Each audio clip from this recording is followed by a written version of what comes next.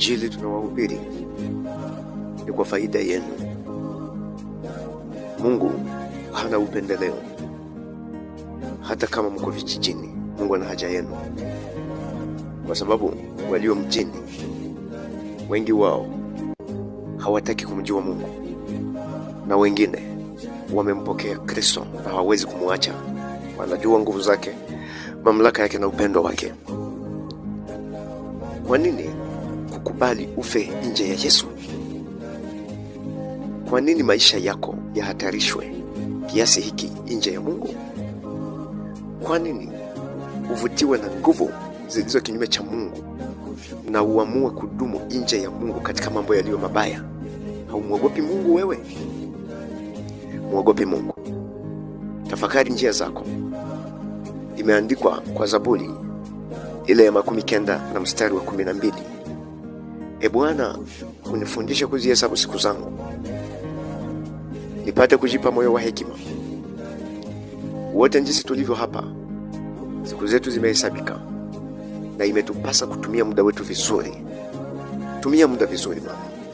Baba, tumia muda vizuri. Ndugu mpendwa, tumia muda vizuri. Mtoto huyu ambaye amefariki, kwa ajili yake wote tumekusanyika hapa kumweka kwa makao yake ya mwisho. Leo ni huyu mtoto, kesho ni wewe, na kesho yake ni mimi. Wote tutatoweka, lakini hatutakwenda sawa sawa. Tutaondoka duniani, lakini hatutaondoka sawa sawa. Mmoja wataondoka wanaenda kwenye pumziko la milele, kisha taabu zao hapa. Wengine wataondoka wanaenda kwenye mateso ya milele, watalipwa maovu walioyafanya, kwa sababu Mungu ni mwenye haki. Yeye hazihakiwi. Atamlipa kila mtu sawa sawa na kazi aliyoifanya chini ya jua. Nahubiri habari njema ya Yesu kwa mataifa yote. Kumcha Mungu ni chanzo cha maarifa. Hosea anaandika kwa sura ile 4 mstari wa 6. Taifa langu linaangamia sababu ya kosa maarifa. Maarifa ambayo watu wamekosa, wameshindwa kutumia muda wao vizuri. Muda tumekataa kutumia vizuri.